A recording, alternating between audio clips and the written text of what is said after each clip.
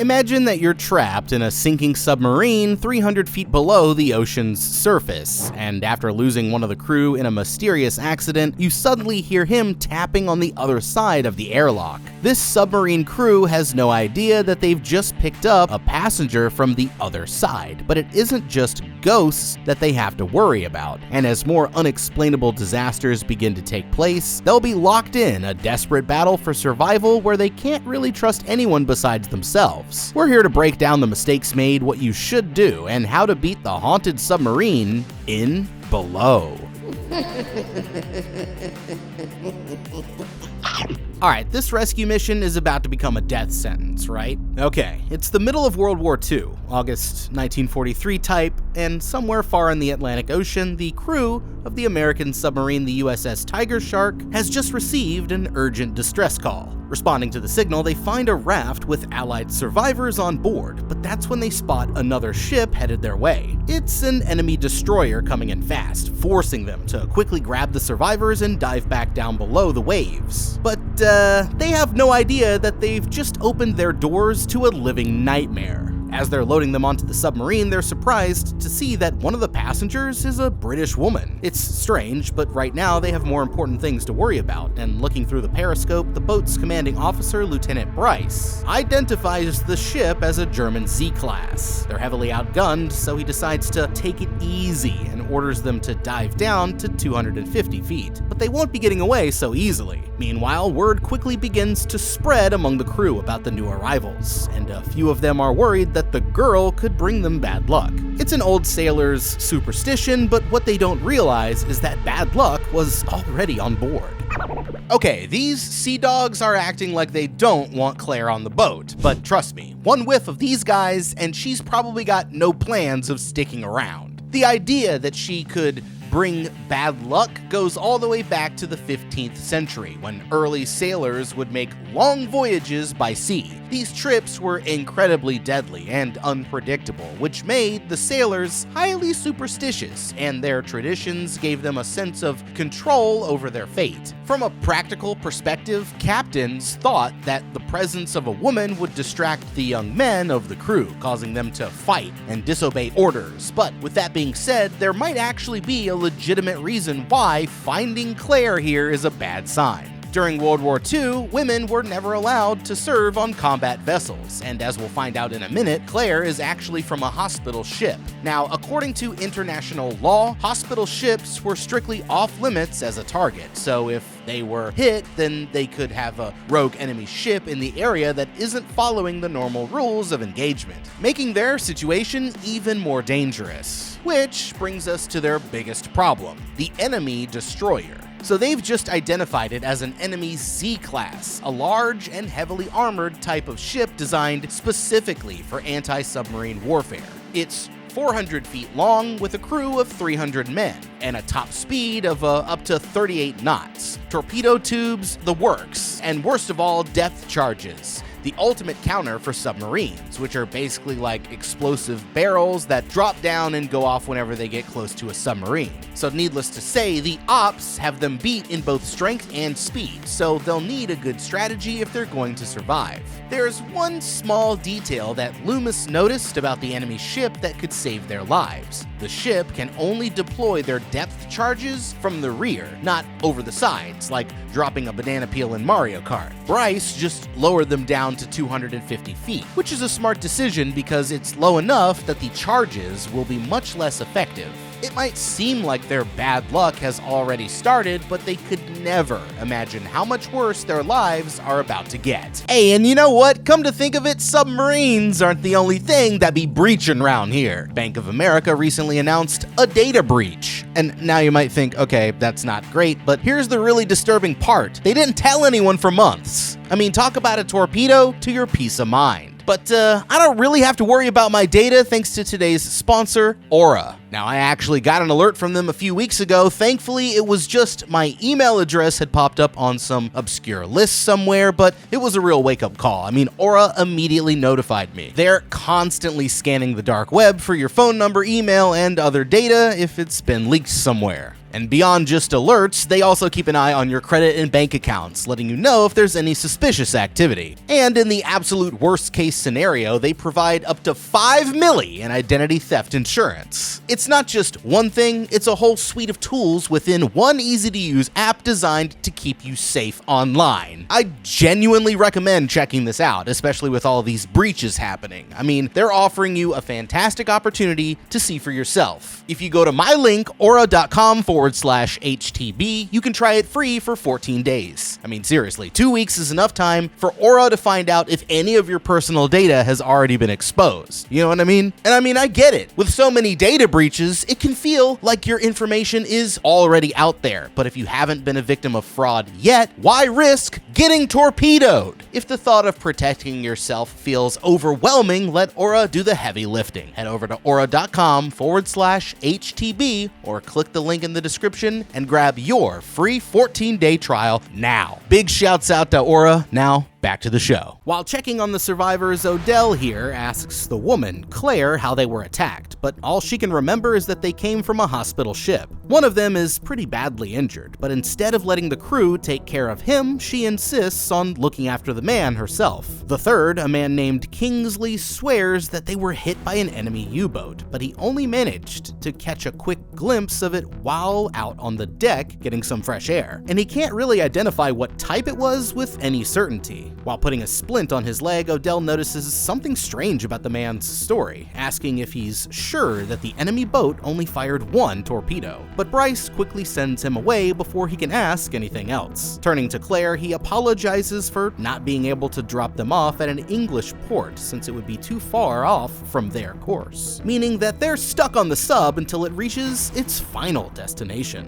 Later, Odell explains his problem with the man's story to his fellow officer, Lieutenant Loomis, pointing out how the enemy sub only fired one torpedo, when standard practice would be to keep firing until the ship was completely sunk. Downplaying it a little, Loomis tells him not to overthink things, saying how he should stick to his duties and trust the more experienced members of the crew instead. It isn't long before they pick up something big headed towards them, and they realize that it must be the enemy destroyer. Within a matter of minutes, they can hear the massive ship passing right above their heads, and the crew quickly cuts off their engines, going absolutely silent in an attempt to hide. Letting it quietly sink towards the bottom, the lieutenant orders Odell to find a patch of cold water, using it to reflect the sound waves as the enemy starts searching for them with sonar. Just then, they hear a series of loud pings all throughout the sub, waiting nervously as the noises stop a moment later. It's quiet enough to hear a pin drop, but just when it seems like they're in the clear, a record player screeches from out of nowhere in one of the officers' quarters, and Odell rushes to shut it off with no explanation for how it could have started. There really isn't any time to question it because that's when the enemy begins dropping in depth charges, and Bryce orders the crew to brace for impact as explosions start going off all around them. The blasts rock the submarine and send the crew scattering to the floor, battering them back and forth against the walls and ceiling until it finally stops. But somehow they managed to avoid a direct hit, and all of a sudden the final charge hits the water and lands directly at the front of the sub. But to their relief, it doesn't explode, bouncing harmlessly away from the hull. The crew can't believe their luck, but the truth is that fate is saving them for something even worse.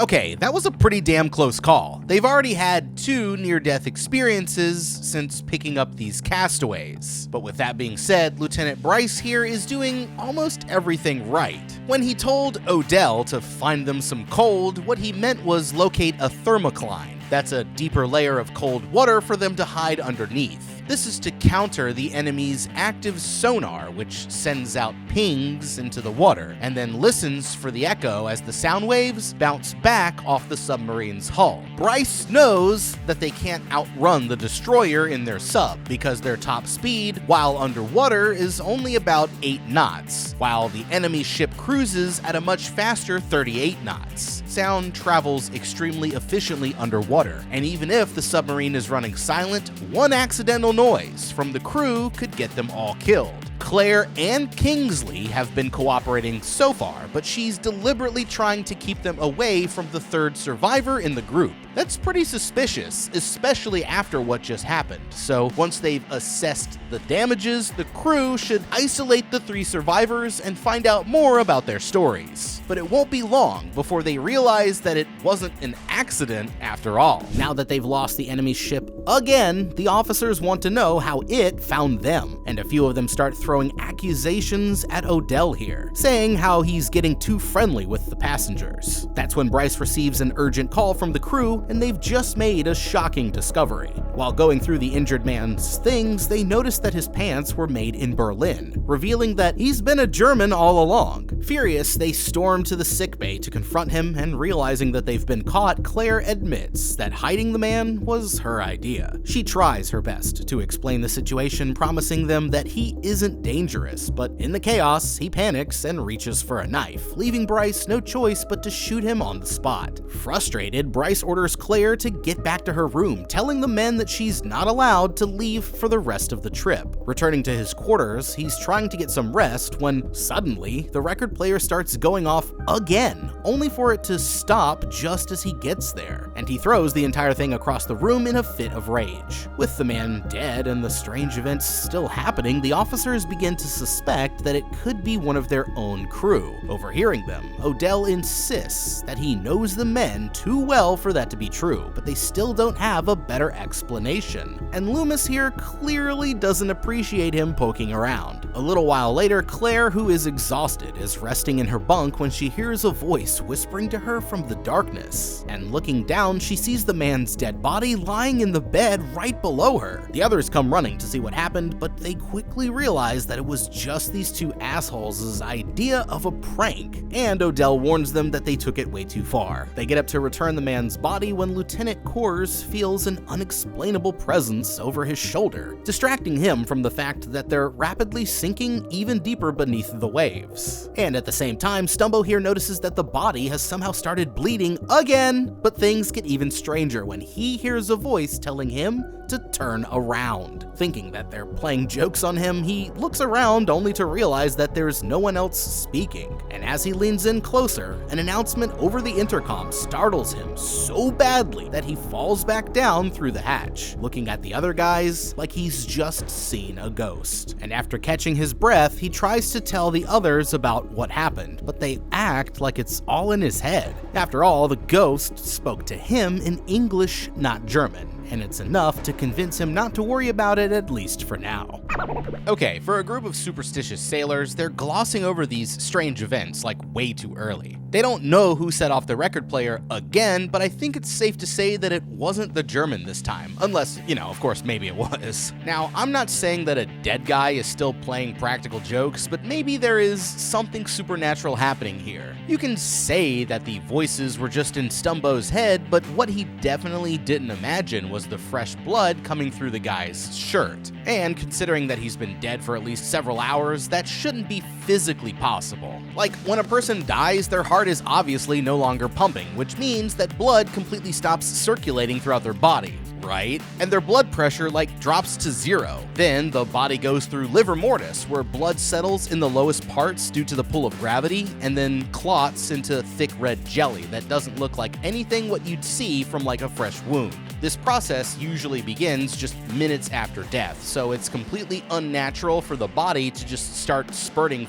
fresh blood after he's been dead for several hours, especially without a heartbeat. And I'd take that as undeniable proof that paranormal activity was afoot. Now, sure, it's a little weird that the ghost spoke to him in English, but it's not all that strange. I mean, after all, if you're accounting for native speakers plus those who spoke it as a second language, English was probably the most widely spoken language in the world at this time. And remember, this man was a pilot, which makes him an officer, so it's actually highly likely that he would know at least some English. But honestly, I'm less interested in what language he used and a lot more interested in what he said. You need to turn around. So many left behind. I want to go back. He's clearly talking about the site where their boat was wrecked, and it seems that there are more survivors still unaccounted for, but at least if we know what the spirit wants, then we can try to appease it before things get any worse. Now, obviously, they can't just turn around for several reasons, but what they can do is let the spirit know that it isn't being ignored. You know, spirits usually escalate their attacks when they feel like their message isn't getting across.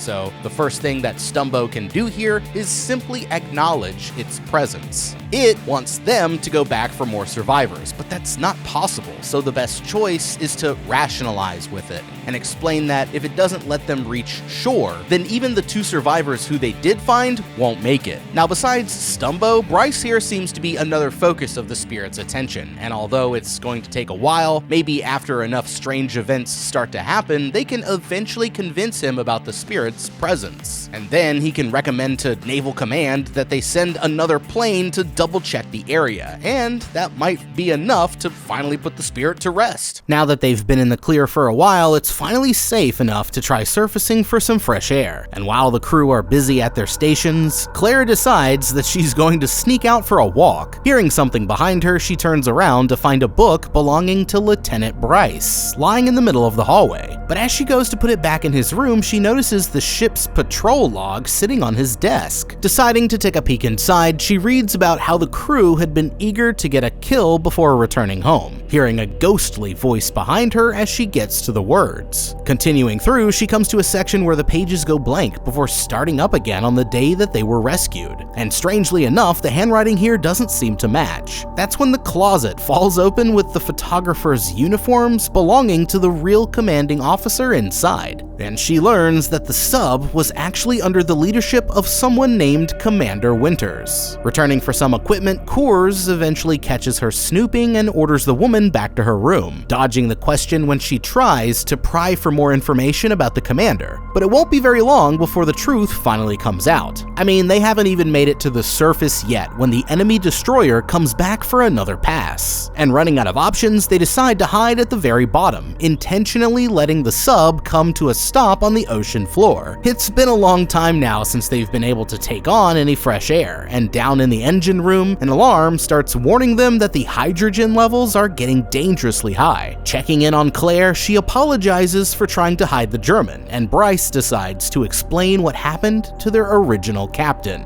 He says that after firing on an enemy ship, they went up to the surface only to find that it had already escaped, leaving behind a bunch of random debris in the water. Wanting a prize of some sort to take home, the captain went above deck to pull something in, but that's when the boat hits something in the water, causing him to crack his head and fall overboard. And although they tried to reach him, there was nothing that the others could do. Apologizing to her as well, he turns to leave just as the whole boat suddenly goes dark, and looking behind him, he's terrified to see a shadowy figure watching him from the other end of the hall. It turns out that it's just one of the crew headed down to check on the engines, but Loomis can tell that something has the lieutenant rattled. Okay, this is not good. They haven't been able to surface for almost a full day, and if it goes on for much longer, then they're going to run into some serious problems. In real life, the Tiger Shark here is actually the USS Silversades, a Gato-class submarine that was retired from service in 1946. While underwater, these subs used a pair of twin electric motors that needed to be recharged every 24 hours, but to do that, they'd have to rise to the surface and run their diesel engines. Surely by now, they're running dangerously low on battery power and could be facing a total blackout if they don't recharge the motors soon. Not only that, but they're running on a limited air supply, and the longer that they go without getting fresh air from the surface, they'll start to see a dangerous buildup of both CO2 and hydrogen. CO2 is produced naturally whenever somebody exhales, right? But in a sealed environment like a submarine, it quickly builds up in the atmosphere. After almost 24 hours submerged, they're likely approaching CO2 levels close to 5%, which can lead to intense physiological effects like confusion, tiredness, and even oral and visual hallucinations. As for hydrogen, the sub's lead-acid batteries are constantly generating it whenever the power is on, and while too much of it can also be toxic, the real danger danger here is that the gas might explode. They've already surpassed 5% hydrogen in the air, and at those levels it becomes extremely flammable. One tiny spark could cause a flash explosion that instantly ruptures the hull and kills the entire crew, and then the destroyer won't even have to take them out for itself. Now, they're going to have to surface for some clean air soon, but every time that they try, the enemy ship keeps coming back, and if hiding from it doesn't work, then their only hope is to set up an ambush. They know that every time they try to surface, the destroyer tracks them down, so that the next time that they're getting ready to rise, they should already be at their battle stations. Then they can use their hydrophones to estimate the destroyer's path, line up below and ahead of its projected route, fire 5 to 6 of their torpedoes in a fan pattern at periscope depth, and immediately dive down to avoid their return fire. It's true that each of those torpedoes carries a warhead loaded with 643 pounds of TNT, so although it's risky, all they'd need is one good hit to a critical area to either sink the enemy ship or force it to retreat, and it might be their only option if they can't surface again soon. A little while later, they pick up a noise that sounds like someone dragging a bunch of metal chains along the ocean floor. And sure enough, they realize that the destroyer is attacking them with its giant grappling hooks. The men look to Lieutenant Bryce for orders, but he completely freezes up at the worst possible time, and one of the hooks even takes out the periscope, allowing water to come rushing into the hull. Moving quickly, Loomis takes over command and tells the entire crew to hit the throttle, saving them from another direct hit at the last possible second. But their rudder still gets clipped as the hooks are dragged past, and they've taken on enough damage to leave them in pretty bad shape. The crew eventually realizes that they have an oil leak somewhere in the engine, and every time that they try to surface, they end up giving themselves away to the other ship. The only way to fix it is from the outside, so taking Wally and Stumbo with them, Odell and Coors lead the group into one of the ballast tanks, where they split up into pairs to look for the source of the problem. Once they're alone, Odell begins to question his partner about what really happened on the night their commander went overboard, knowing that he was one of the only witnesses. Coors sticks to the story, saying how the man fell when they hit something in the water, but Odell insists that he never felt any impact at that time. Just then, a loud impact echoes through the whole chamber, although none of them did anything to cause it, and they're all getting more freaked out by the second. Making Odell promise that he'll just keep it between them, his partner finally comes clean about how the commander really fell. According to him, a fight broke out when he ordered them to open fire on enemy survivors in the water, and as it spiraled out of control, Winters slipped on the deck and hit his head. He makes it sound like it was just an accident, but as he's looking at the reflection in the water in front of him, a vision of the commander's face suddenly appears, causing him to fall from the place where he's working and crack his own head on one of the metal supports. By the time that the others get there, it's already too late, and they find Coors' body with his head split wide open. All of a sudden, they hear a series of loud bangs on the hull, and Odell sees a vision of a ghostly face appear in the shadows. Turning back, he realizes that his friends are already gone, and terrified, they all swim back onto the sub as fast as they can. The others quickly notice that Coors is missing, but before they can even explain, something starts knocking against the outer hatch, although there's no way that it could possibly be him. Listening closely, a few of the men start to think that it's knocking in Morse code, and it's spelling out the message, back.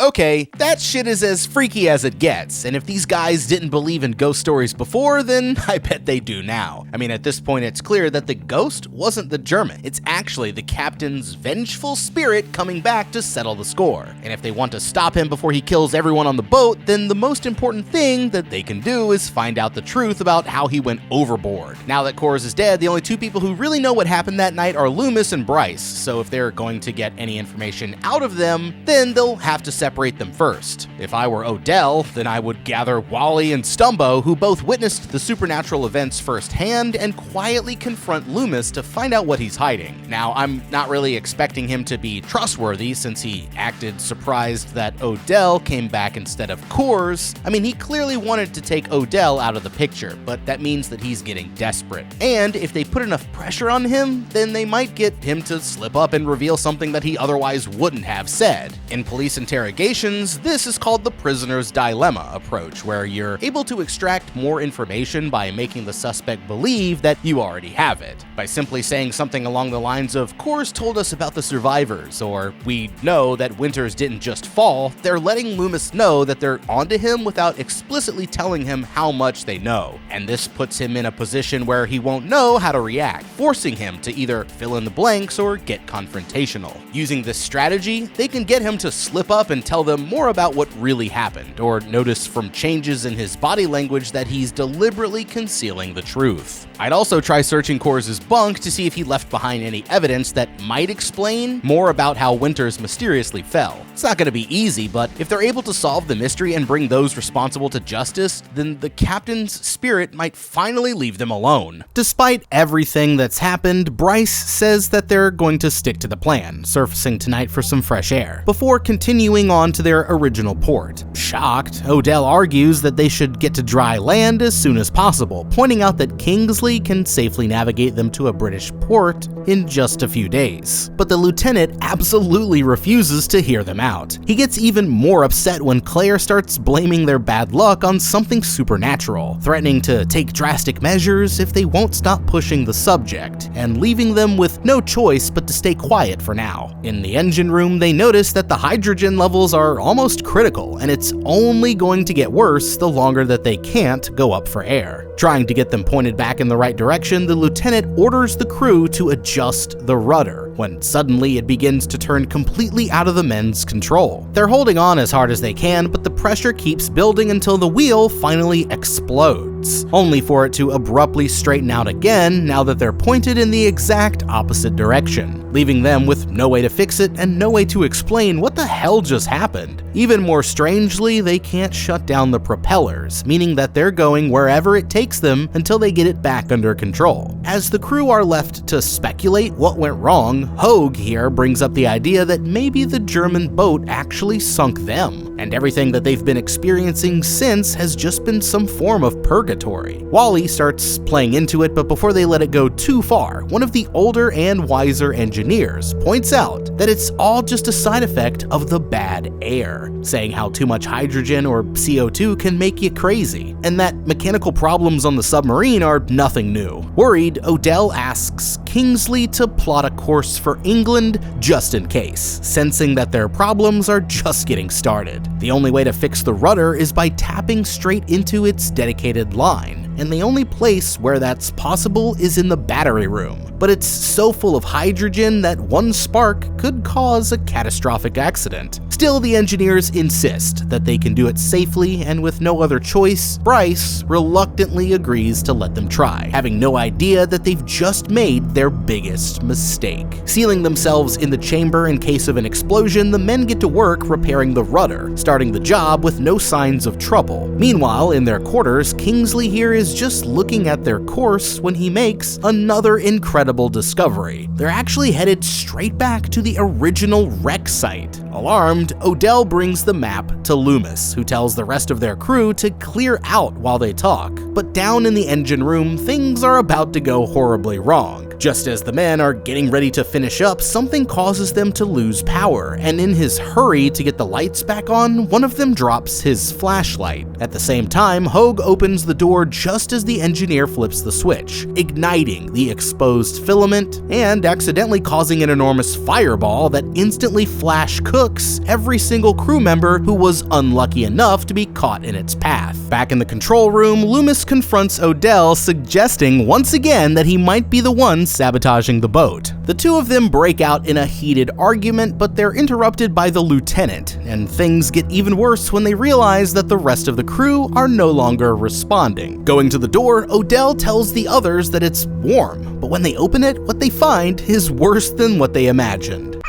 Oh god. This right here was an absolute catastrophe, and the worst part is that it was completely avoidable. They've just created the exact scenario that we were worried about before, where a tiny spark created a massive explosion from the too much hydrogen in the air thing. Now, even here on the surface, the air that we breathe isn't pure oxygen. It's actually about 78% nitrogen and 21% oxygen, with the remaining 1% being made up of trace gases. The total amount of hydrogen in the atmosphere is less than 1/10,000th of a percent, making it virtually non-existent. But here on the sub, with hydrogen levels at 15%, that's approximately 275,000 times more hydrogen than you'd find under normal atmospheric conditions. The reason why this is so incredibly dangerous is because hydrogen is extremely reactive. I mean, hydrogen molecules are small, light, and highly flammable, mixing easily with the surrounding air and forming an invisible cloud of fuel. It has an extremely low level of required activation energy, meaning that it ignites easier than most gases, and when it does, it burns almost instantaneously, creating an explosive shockwave that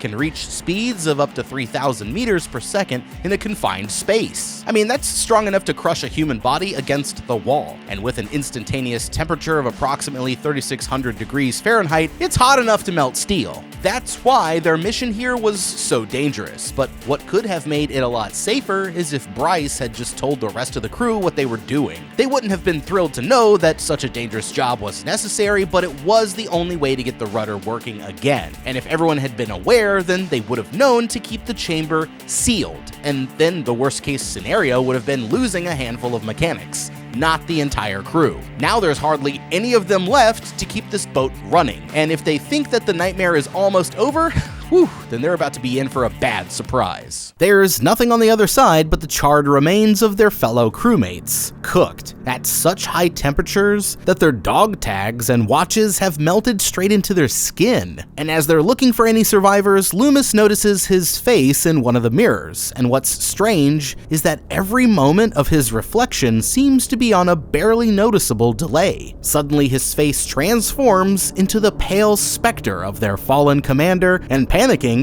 he books it straight past all of his friends, running for the escape hatch before anyone can slow him down. There's nothing that the others can do to stop him, and by the time that they're able to catch up, he's already gone out through the hatch and emerged at the bottom of the ocean, only to be impaled on a broken part of the submarine. As the ship rocks to the side, they hear something clatter to the ground near their quarters, and going to check it out, it looks like all of the lieutenant's things were just tossed out of the room. Hearing something inside, they pull back the curtain just as the lights go out, and in the darkness, Bryce catches an unmistakable glimpse of the commander's ghost as it disappears back into the shadows. They still haven't gone up for air in a dangerously long time, and it seems like there's nothing they can do to make the ship rise, even 1 foot towards the surface. Odell tells Claire what he heard about the accident from Lieutenant Coors, but she points out that it's completely different from what Bryce told her. Wanting answers, they find the lieutenant sitting in a mess along with the crew's dead bodies. It's pretty obvious to everyone that he's completely lost it, and when Claire tries to ask him about the captain one more time, he cryptically replies that she should stop pretending like she doesn't know. Looking for Wally, they find him reading alone in his bunk, accidentally scaring him half to death when they reach out to get his attention. He's always been the most open-minded member of the crew, and according to his research, he thinks that the ship has fallen under a sort of curse, and if this curse has been laid on them by the captain's spirit, then it's probably because he wants to go down with his ship. Two of them go to look for some fresh supplies, leaving Claire to wait here by the bunks. But that's when she feels a presence calling her to the end of the hall. Going towards it, she jumps into one of the rooms when a metal hatch slams shut behind her, only to find herself back in the captain's quarters. Strangely, it looks like someone's been sleeping in the bed, and her instincts tell her to double-check the captain's log. Opening it back up to the night that Winters fell overboard, she can hear someone breathing as she gets closer to the truth, and when she looks over her shoulder, she sees the captain's ghost lying in his bed, but instead of running, she keeps digging even deeper. And that's when she makes this discovery that explains it all. Checking the identification chart, she realizes that the silhouette of the enemy ship matches up almost perfectly with the British hospital ship, and the sub must have fired on them by mistake. Showing the evidence to Odell, they're able to figure out exactly what happened. Eager to go home with a kill, Bryce, Loomis, and Coors accidentally misidentified their target, sinking the hospital ship full of innocent people. When Captain Winters realized what they had done, he tried to save the survivors, but the others knew that they would lose everything if the truth ever came out. So they decided to kill the captain, leave the survivors for dead, and try to cover the whole thing up.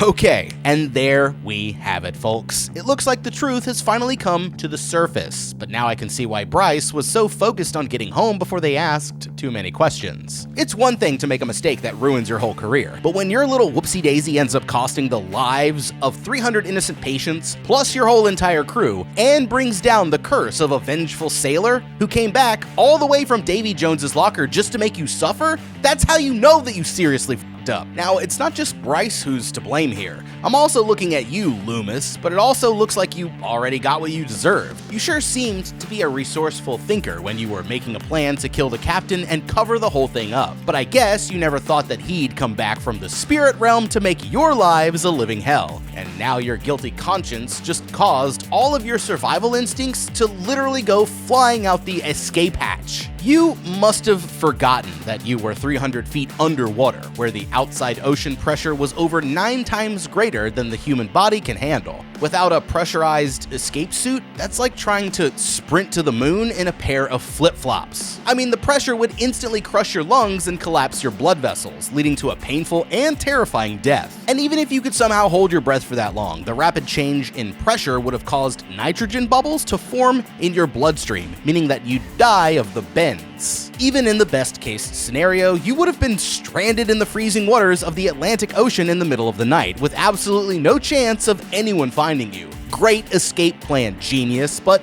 at least you won't be causing any more trouble. Now, as for you, Lieutenant Bryce, it looks like your secret is finally out. Here's an idea. How about the next time that you spot an enemy target in the middle of the night, maybe make sure that this isn't a hospital ship first before you shoot it with a fucking torpedo. This isn't a video game where you're trying to rack up kills on a leaderboard. People's actual lives were at stake, including your own crew, but you decided to fire on a target that you weren't sure about just for some bragging rights back home. Well, look how that turned out for you. Now, nearly 400 innocent people will never get to see their families again, and best case scenario, you're looking at life in prison, if you ever make it home, that is. If I were Odell and the others, then I know exactly what I'd be doing right now, and it would be making sure that your ass went out the escape hatch next, so that hopefully the captain's ghost would let the rest of us live, because Lieutenant Bryce, you, sir, have majorly f***ed up. Just then, the boat comes to an abrupt stop, seemingly out of nowhere, and they realize that it's because they've reached the site of the attack. Using a winch and chain, they even start trying to make the submarine rise to the surface, but no matter how hard they pull, it just keeps sinking even further down. All of a sudden, the bar snaps off, flying across the room and killing Kingsley as it strikes him in the head. But something that they did must have worked, because now the submarine is rocketing back towards the surface. The boat breaches the wave's rudder first, and as it violently rocks back and forth, Bryce's pistol somehow falls right into his hand. As luck would have it, they pick up another ship headed their way and decide that their best option is to signal for help, even if it could be the enemy. But that's when the lieutenant comes walking back to the control room acting like he's still in command. Refusing to stand down, he orders the survivors to get to their battle stations, and when the crew tries to outvote him, he suddenly goes to the radio and destroys the equipment, leaving them with no other way to contact the ship. The others are too injured or afraid to do anything, but while he's distracted, Claire sneaks outside and starts waving at the ship with her flashlight. As it rolls into view, she's relieved to see that it's actually a friendly cargo ship, but before she's able to get their attention, the lieutenant appears right behind her, pressing his weapon against the back of her neck. Throwing her down, he orders the woman to get back below deck, but she refuses to let him scare her, calling him out for betraying his whole crew. In the control room, they realize that the ship might crash right into them, and if they don't do something soon, they're basically gonna be duffed. So they grab some weapons and rush outside to stop the lieutenant before it's too late. He's extremely conflicted about what to do, saying how he never wanted things to end this way. But taking the flashlight, he throws it into the ocean before deciding to relieve himself of command, falling in after it as the ship passes by. Running to the deck, Odell sprays his Thompson into the air, but the ship keeps going without noticing. Just when it looks like they're about to miss their chance, someone fires a flare from the other side of the submarine, and finally the other crew notices where they are. The sun is just coming up as the 4 survivors are lifted onto the rescue ship, and although he was superstitious about her before,